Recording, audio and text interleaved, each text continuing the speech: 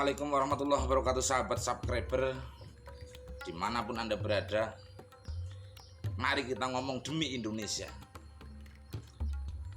terkait dengan tes wawasan kebangsaan di KPK yang hari ini terus ramai dibicarakan. Ini ada sudut pandang yang menarik.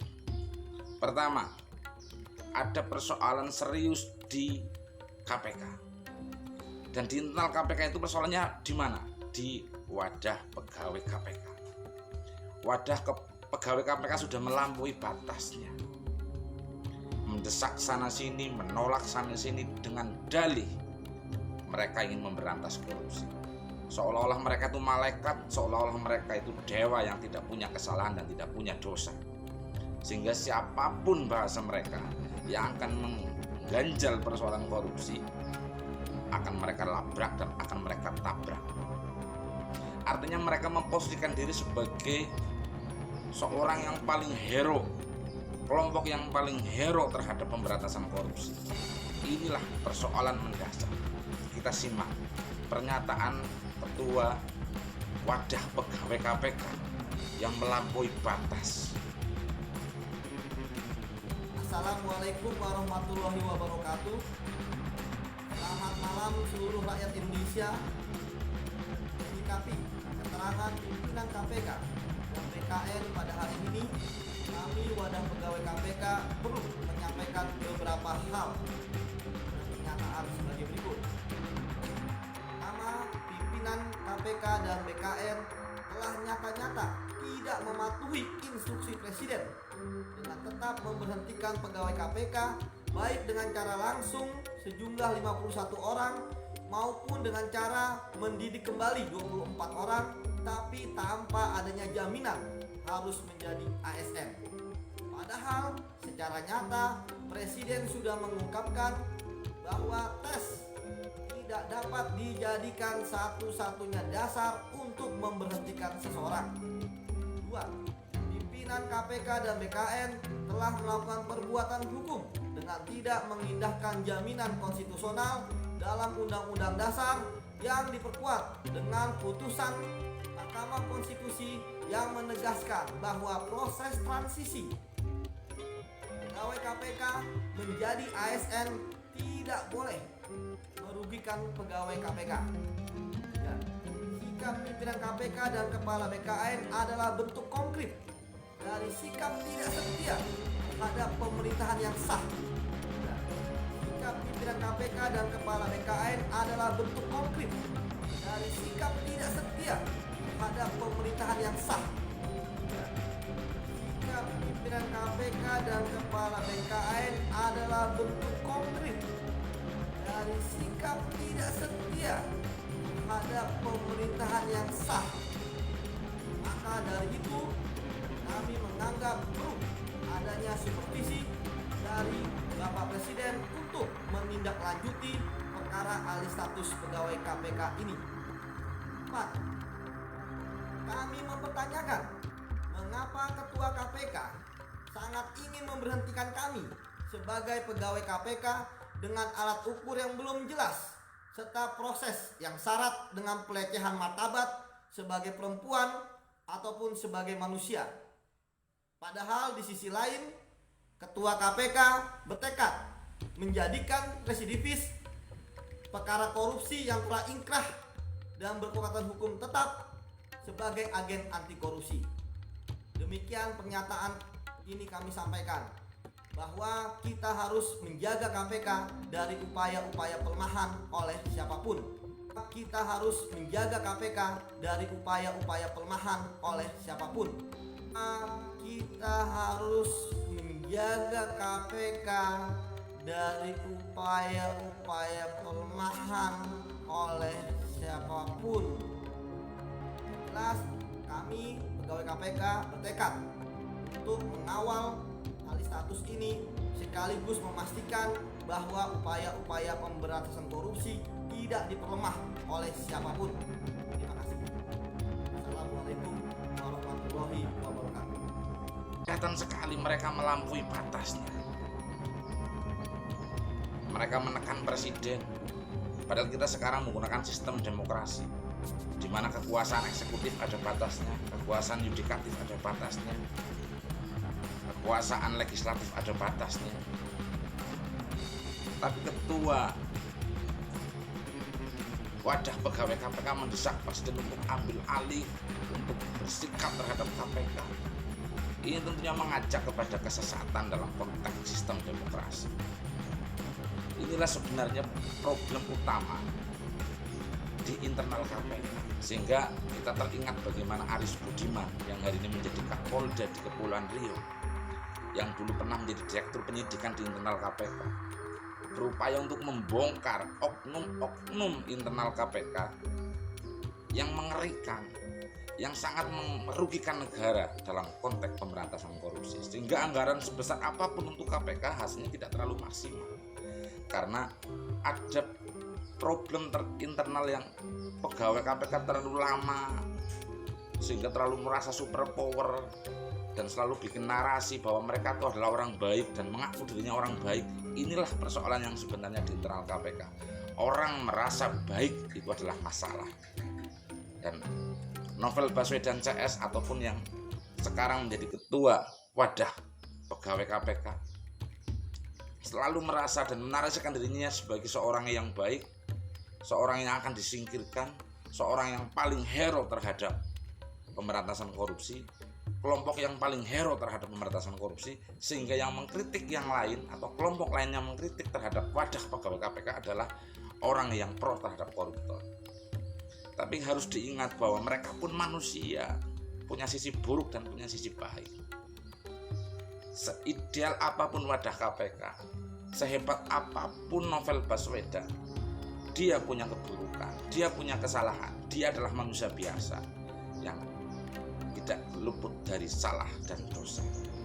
Mari kita simak bersama-sama tragedi Aris Budiman yang waktu itu sempat diundang oleh ILC, diwawancari oleh ILC, diundang oleh tim angket KPK terkait dengan persoalan hiruk-pikuk antara penyidik yang datang dari kepolisian dan penyidik internal KPK yang dikuasai oleh kelompok wadah pegawai KPK.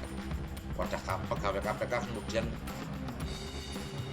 berupaya dengan segala cara membuat narasi bahwa penyidik dari kepolisian atau dari Polri adalah kuda Troya, yang kemudian Aris Budiman sempat melawan sampai kemudian menghadiri undangan tim angket dari DPR RI dan beliau ungkap semua problem-problem oknum dari wadah internal KPK atau wadah pegawai KPK.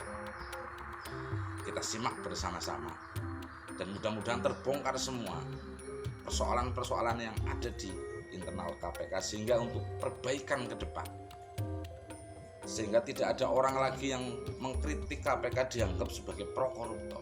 Ini kan narasi yang tidak dewasa, ini narasi yang penuh dengan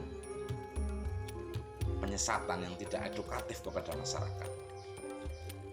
Kemudian yang tidak kalah penting juga narasi tentang pertanyaan dari tim wawancara tes wawasan kebangsaan yang seolah-olah membenturkan antara Al-Quran dan Pancasila.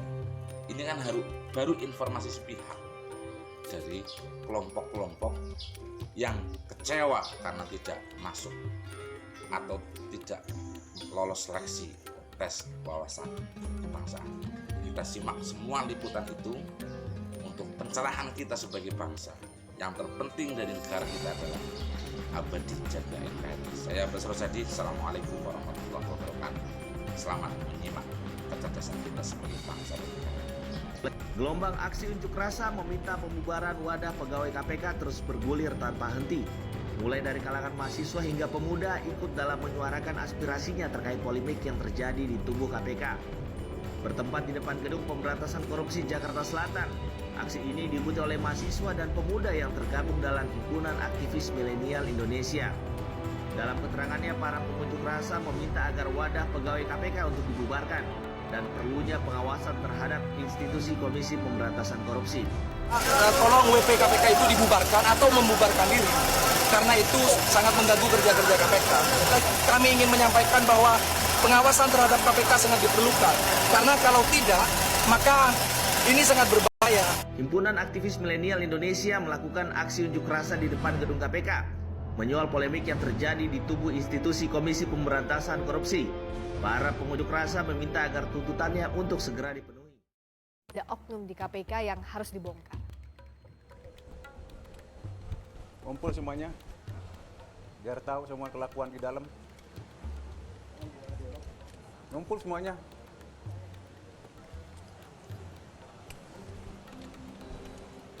Brigjen Aris Budiman meminta wartawan mendekatinya selepas upacara pelantikan Deputi Penindakan KPK yang baru, Brigjen Firly.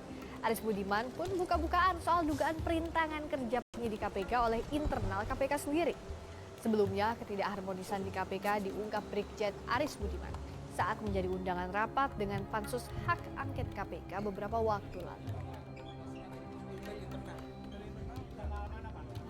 Hari ini saya terima email, ya, penerimaan pegawai. Salah satu kasatgas saya minta untuk kembali menjadi penyidik di KPK, dan dia ada penyidik yang baik, termasuk penerimaan beliau. Dan di dalam KPK dikembangkan seolah-olah ini seperti kuda Troya, ya. Dan saya balas email itu. Saya katakan bahwa saya adalah kuda Troya bagi, ya, oknum-oknum yang memanfaatkan kesucian KPK untuk kepentingan pribadi.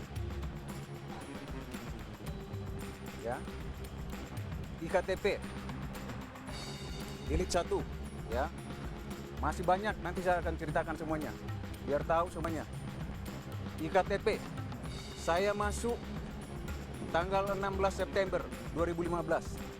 Perkara sudah berjalan 2 tahun, ya, hampir 2 tahun. Ya, Pak Pardi yang baru dilantik tadi, ya berulang kali kami gelar, itu tidak jalan. Ya.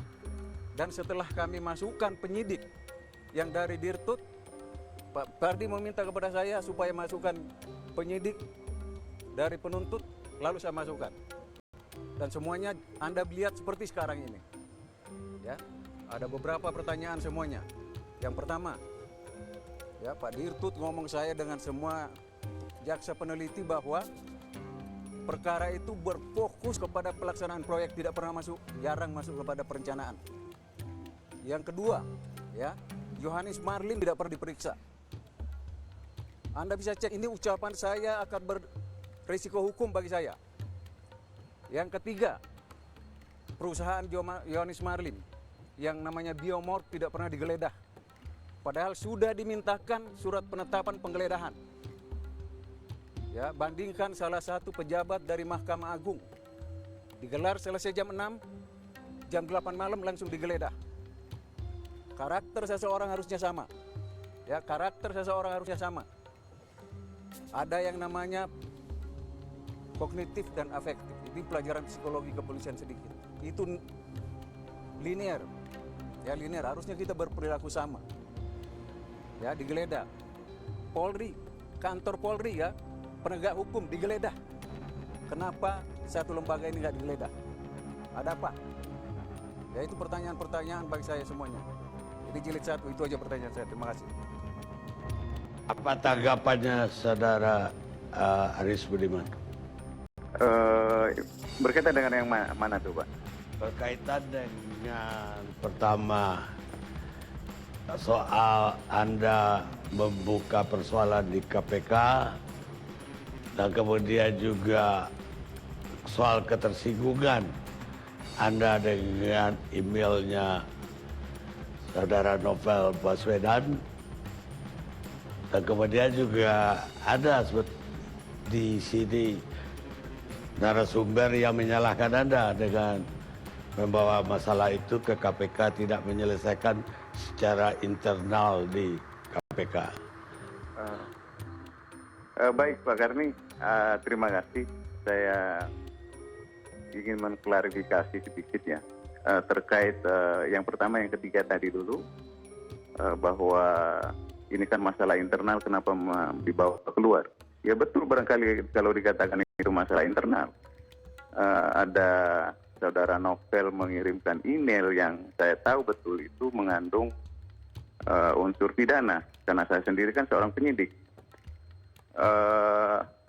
Itu sudah diproses dalam pemeriksaan di PI. Saya ceritakan sedikit kronologisnya barangkali ya. Pada saat itu terjadi, dikirimkan email kepada saya baca, saya sangat tersinggung, tentu marah, merasa terhina, tetapi saya berusaha tenang. Dan sore hari kalau tidak salah, saya dengan Pak Deputi menghadap pimpinan, Deputi Penindakan ya, menghadap pimpinan, dan pada saat di pimpinan Pak beliau menanyakan kepada saya katakan bahwa saya tenang menghadapi ini, tetapi tentu saya sebagai seorang pimpinan, kemudian sebagai seorang manusia ya tersinggung dengan ucapan-ucapan yang diucapkan di dalam email tersebut. Kemudian saya dikatakan oleh pimpinan, oke, kalau gitu, artinya saya berupaya legowo menerima ini. Tapi harapan saya sebenarnya supaya itu ada tindakan. Seharusnya lembaga mengambil tindakan seperti apa. Itu seminggu tidak ada tindakan. Tidak ada tindakan yang diambil oleh lembaga. Kemudian suatu saat saya menghadap lagi kepada pimpinan. Lalu saya katakan kepada pimpinan, kok sampai sekarang tindakan lembaga ini yang seorang penyidik memberikan surat email yang saya tahu sifatnya seperti itu tidak diproses. Nah, lalu pada saat itu pimpinan mulai proses, mulai PI dipanggil, direktur, dan saya mulai memberikan keterangan ke sana. Dalam perjalanannya kurang lebih 1 minggu, hampir 2 minggu, saya mendengar itu di hold, ditahan ya, tolong dihentikan dulu, karena saya tidak tahu apa, katanya mau diselesaikan internal. Lalu kemudian kami dipertemukan, saya dengan, jadi seolah-olah seperti dua pihak sebenarnya itu. Penyidik yang diangkat oleh KPK sendiri dengan saya sendiri. Lalu disitulah muncul luar biasa kata-kata yang ditujukan kepada kami, ada intruder, penyelundup, pembocor rahasia-rahasia yang ada di dalam KPK. Lalu penyidik kami ini, Polri udah mulai gerah dengan tuduhan-tuduhan seperti itu. Seperti itu, dan itu kan tuduhan-tuduhan yang belakangan ini banyak sekali muncul, dituduhkan kepada kami.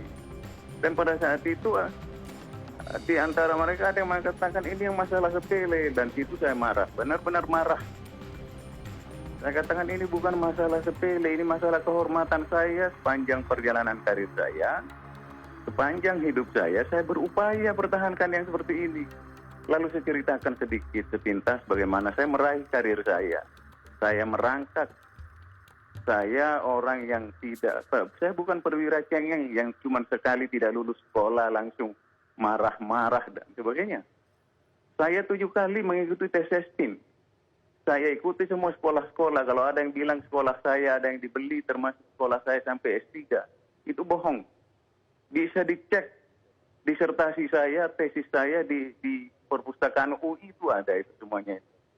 Saya lakukan penelitian saya etnografis. Saya tahu betul sebagai seorang peneliti seperti itu yang saya gambarkan lah, ya anunya yang saya jelaskan pada saat itu, termasuk bagaimana saya menggambarkan saya berupaya anak saya untuk menjaga integritas seperti itulah, lalu saya berupaya tidak membantu anak saya waktu mau daftar sekolah. Itu baru setelah itu dilanjutkanlah pemeriksaan. Ya karena ada yang menyatakan sepele itu dilanjutkan pemeriksaannya, dan setelah dilanjutkan pemeriksaan itu saya tahu sebagai seorang penyidik bahwa ini mengandung unsur pidana. Kalau dia ada pidana berarti artinya itu pelanggaran berat. Kalau pelanggaran berat itu seharusnya ditempuh Dewan Pertimbangan Pegawai, dibentuk DPP itu. Tetapi langsung diambil keputusan oleh pimpinan tanpa melalui DPP. Langsung di SP2. SP2 itu pun langsung diproteskan semuanya. Kan seperti itu. Lalu ditulislah di media nasional juga, kalau tidak salah itu. Di situ saya lalu merasa tersinggung berat juga. Saya pikir keterlaluan. Lalu, saya sebenarnya waktu itu sudah mau melapor, waktu sekitar bulan Maret atau April kalau nggak salah, saya akan melaporkan. Tetapi kan alangkah tidak manusiawinya saya, saudara Novel mendapat musibah seperti itu, lalu saya batalkan. Nah, sepanjang kurang lebih 6 bulan, saya melihatkan situasinya seperti itu. Saudara Novel melimpar isu-isu yang tidak proporsional di media dan sebagainya.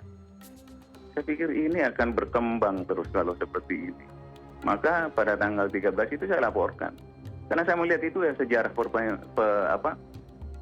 sejarah perjalanan perkara itu kan seperti itu. Jadi kalau saya selesaikan di dalam barangkali tidak akan tuntas. Lalu saya laporkan pada saat tanggal 13 karena saya tahu betul itu sehari sebelum kadaluarsa perkara itu habis. Ya. Jadi tanggal 14 Februari saya diserang dengan email. Kemudian tanggal 14 Agustus di sidang perkara Miriam, nama saya mulai disebut-sebut dan sebagainya, dan itu sangat mematikan, sangat luar biasa menyakitkan bagi saya itu. Dituduh bertemu dengan anggota DPR dan saya tahu betul itu pidana itu. Dan saya tahu betul itu siapa penyidik-penyidik dan pegawai KPK yang bertemu dengan pihak-pihak terkait perkara. Itu saya sudah laporkan ke PI. Pada saat diperiksa saya jelaskan semuanya. Itu. Dan salah satu yang saya laporkan juga di penyidik Polri tentang media-media yang dengan tendensi sekali menuduh saya luar biasa seperti itu. Dan itu tidak pernah saya lakukan. Kemarin saya di DPR saya jelaskan, satupun anggota DPR tidak ada yang saya kenal. Saya memang mengenal Pak Weni Warou. Beliau adalah direktur saya waktu saya di Bareskrim Polri. Saya salah satu penyidiknya. Itu. Tapi tentu beliau juga selama saya di sana kalau mendampingi pimpinan nggak pernah ketemu bertegur sapa karena saya langsung pulang. Itu penjelasan saya barangkali Pak Karni ya. Saya ini semacam analisa bahwa ketika Anda masuk KPK itu friksi antara KPK dan Polri itu sudah tajam sekali. Sehingga saya juga bisa memahami kalau ada semacam penolakan lah atas kedatangan Anda dan mungkin juga orang-orang yang akan Anda rekrut setelah itu. Yang ingin saya tahu, semacam apa gambaran klik-klik yang Anda sebut di KPK tersebut? Begini Pak Karni, memang seperti yang saya jelaskan dulu itu di DPR pun saya katakan, secara formal di depan tidak seperti kelihatan memang ya. Tetapi ini yang namanya, kalau saya katakan kemarin kan bilang wajar kalau ada friksi di dalam suatu organisasi. Loh, 29 tahun saya berkarir, itu hal yang sangat wajar. Konflik dan sebagainya hal wajar dalam organisasi. Itu konflik malah justru bisa lebih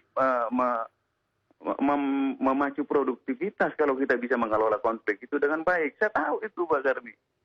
Tapi yang saya hadapi ini menurut saya adalah intrik. Itu tidak kelihatan siapa yang digerakkan. Kenapa saya bilang seperti kemarin, jaringan. Itu jaringannya ada di SDM, ada di pengawas internal, ada di setiap kedirektoratan itu. Dan ini kan saling terkait. Nah, seperti misalnya saya mau merekrut penyidik, itu semua udah persetujuan pimpinan dan ada tulisan-tulisan persetujuan disposisi dari semua pimpinan. Itu, tetapi pada saat dieksekusi, itu tidak terlaksana. Kan seperti itu Pak, jadi tidak terlaksana. Lalu saya pikir, kalau kita mau begini terus, jadi efektivitas kita itu bisa terganggu. Nah seperti itu Pak Garmi. Memang tidak orang bisa mengatakan wah itu kan biasa friksi di dalam ini. Tapi menurut saya bukan itu yang saya hadapi. Itu Pak. Bagaimana dengan katakanlah wewenang atau kekuasaan dari pimpinan? Apakah pimpinan di bawah pengaruh para karyawan ataukah pimpinan segan atau tidak berani bertindak kepada hal-hal semacam itu? Saya tidak bisa berpendapat seperti itu. Tentu beliau-beliaulah yang merasakan barangkali itu. Tetapi yang saya alami, yang seperti itu Pak Karmi. Itu. Tentu kan beliau-beliaulah yang pimpinan yang tahu pengaruh-pengaruh itu Pak. Bagaimana harapan Anda ke depan? Saya sih mengharap dalam satu organisasi yang baik kita nggak bisa seperti ini. Ya, saya takut seperti ini. FBI itu ada namanya J. Edgar Hoover. Itu 38 tahun, lebih dari separuh umur hidupnya, menjadi direktur FBI. Semua presiden Amerika, 5 atau 6 orang kalau nggak salah itu, nggak bisa menggantikan dia. Itu Pak. Coba bayangkan kewenangan luar biasa yang kita miliki seperti itu. Ya, pada tahap penyelidikan kita udah bisa mencari, taping dan sebagainya. Itu.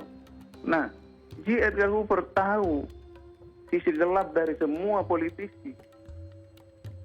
Jadi dia bisa bertahan seperti itu. Jangan sampai kita seperti itu, Pak. Itu aja yang saya harapkan sebenarnya. Kita selamatkan KPK. Jangan sampai memang orang lain orang lain barangkali melihat saya ini pikiran liar dan sebagainya atau seolah-olah mengada-ada. Saya di dalam, Pak. Saya seorang polisi. Penelitian saya itu etnografi. Ada buku pedoman saya waktu saya melakukan penelitian itu, di sampulnya itu menyatakan, ya, kalau Anda melihat riak air, tapi etnografi melihat dalamnya lautan. Nah seperti itulah peneliti etnografi. Dan perlu juga Pak Karni tahu, saya polisi yang penyidik. 29 tahun saya berkarir. Nah hal-hal yang seperti ini harus kita antisipasi. Harus kita antisipasi. Ya, itu lembaga yang sangat terhormat KPK itu. Lembaga yang sangat terhormat. Tolong banyak sekali orang terhormat di dalam bekerja. Ini jangan dibawa antara seolah-olah saya ingin menggembosi KPK. Tidak ada sedikit pun niat saya. KPK itu yang lembaga yang sangat terhormat. Saya kasih gambaran lagi. KPK ini kan seperti lembaran putih, ya, lembaran putih. Satu titik noda saja itu udah harus kita bersihkan. Seperti itu Pak Karmi. Nah, ini yang dilakukan oleh orang-orang terhadap saya itu seperti dilempar kotoran sebenarnya ke dalam itu. Tetapi tindakan yang kita ambil seperti biasa saja. Ini direktur penyidikan, Pak, direktur vital di dalam lembaga sesuci KPK, yang seputih KPK, dilemparkan kotoran. Kita tidak bereaksi apapun. Ya, Pak Karni bisa melihat seperti itu. Nah, waktu kejadian pertama, bukan saya yang dipanggil, Pak. Pak Pardi Dirtut, walaupun memang saya bersahabat baik sekali dengan beliau. Pak Pardi mengatakan kepada saya, Pak Aris, tadi pimpinan mengatakan ini seperti Pak Aris tenang, semuanya kita klarifikasi lewat PI. Setelah pemeriksaan PI baru kita umumkan atau klarifikasi kepada masyarakat. Pak Karni bisa bayangkan, ya, 6 bulan yang lalu perkaranya kan belum selesai nih. Nah ini kotoran yang dilempar ke KPK, apakah harus dibiarkan? Ini kan seminggu loh, lebih hampir 2 minggu belum ada reaksi apapun, ya. Reaksi apa? Ini direktur penyidikan yang vital di KPK ini. Lembaga suci dituang kotoran ke sana. Lalu saya berpikir, ini bahaya sekali. Saya biarkan seperti ini, seminggu, 2 minggu, 3 minggu, 1 bulan, terbentuklah di belakang benak kepala masyarakat, ya, benak kepala masyarakat, ini direktur korup, minta uang kepada DPR untuk menyelamatkan kasus IKTP. Kan itu terbentuk seperti itu nanti. Setelah terbentuk, dia bertemu lagi dengan anggota DPR. Pasti banyak sekali jaringannya dia di DPR ini. Pantas kuat sekali dia di sana. Dan seperti itu yang akan terbentuk. Lalu pada saat yang sama DPR memanggil saya. Saya memilih, ya itu lembaga negara. Saya datang ke sana. Itu Pak.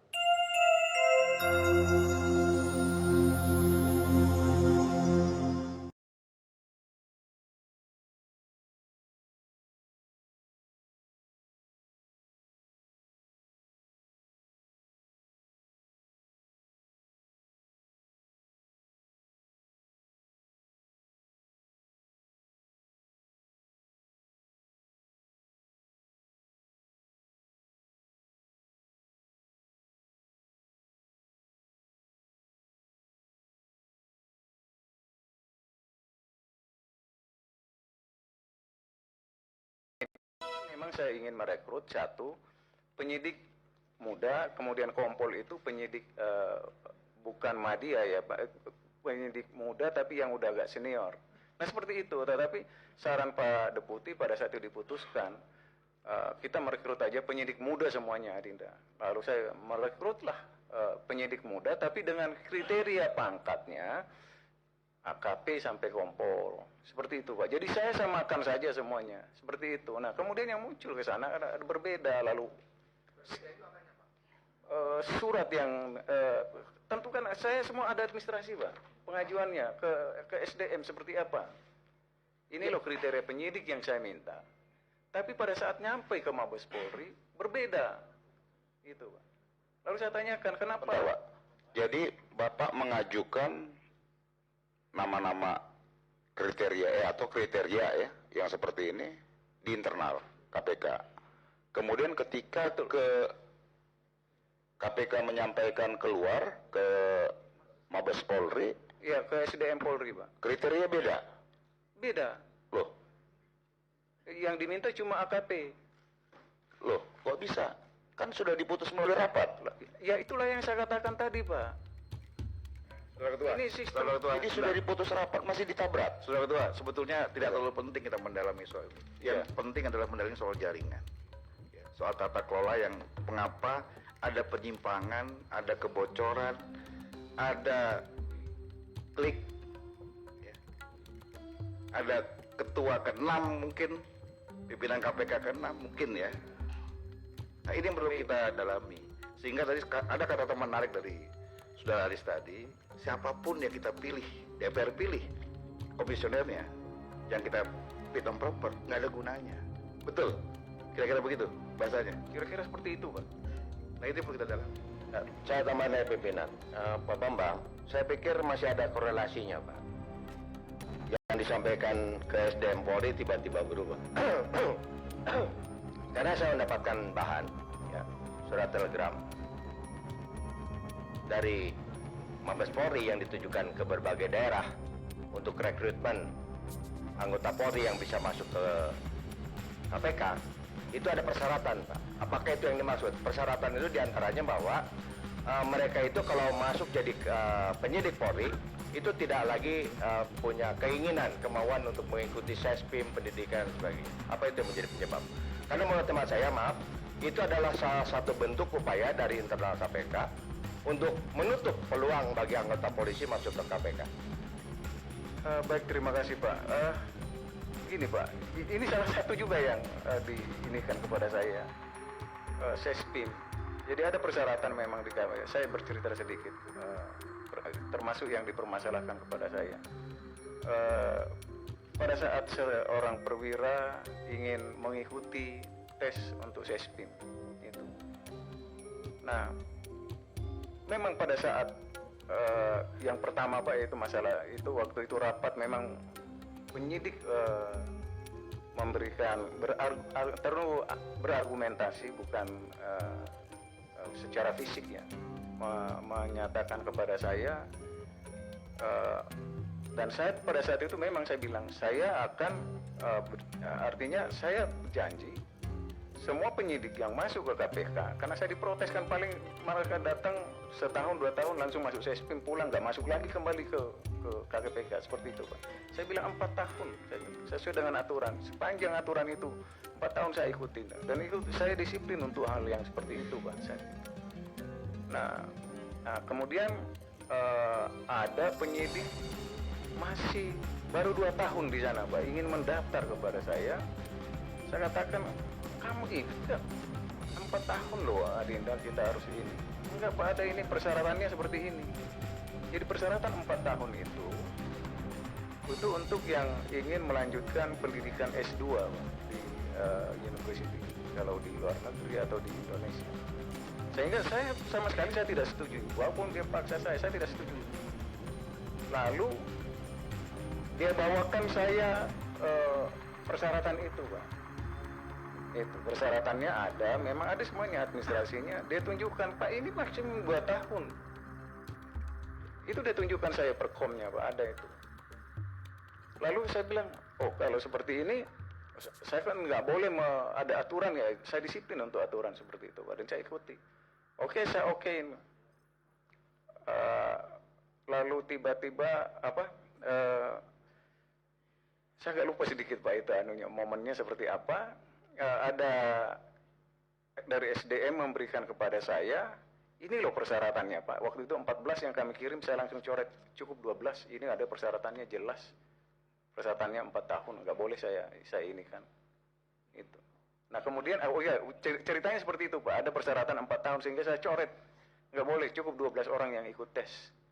Itu Pak. Nah kemudian mereka datang membawakan saya Pak, persyaratan 2 tahun untuk pendidikan kedinasan. Perkomnya ada itu Pak, untuk pendidikan kedinasan. Lalu kalau seperti ini ya masih boleh. Nah, tapi saya minta semuanya tentu lewat pimpinan semuanya Pak, lewat pimpinan. Kalau ada rekomendasi pimpinan saya akan setujui untuk ikut tes dan sebagainya. Dan itu saya waktu kalau nggak salah di Padang, saya berkeras, saya nggak mau. Saya tetap tidak mau Anda ikut pendidikan itu.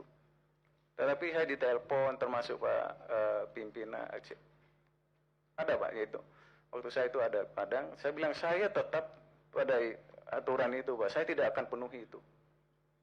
Itu janji mereka waktu masuk ke KPK, persyaratan seperti itu dan saya akan ini. Tapi tentu kalau pimpinan sudah menulis ini kan itu namanya diskresi manajerial yang dilakukan oleh pimpinan. Tentu saya harus taat kepada itu Pak. Itu. Ya, terima kasih. Dan tadi saya menarik aja nih Pak, tentang adanya klik di dalam ini. Karena yang kami dengar selama ini di dalam itu ya bagus-bagus saja. Ternyata tadi juga ada surat yang bocor keluar, kesepakatan rapat A, keluarnya B. Ini kan juga menurut saya juga penting untuk publik dan kami ketahui.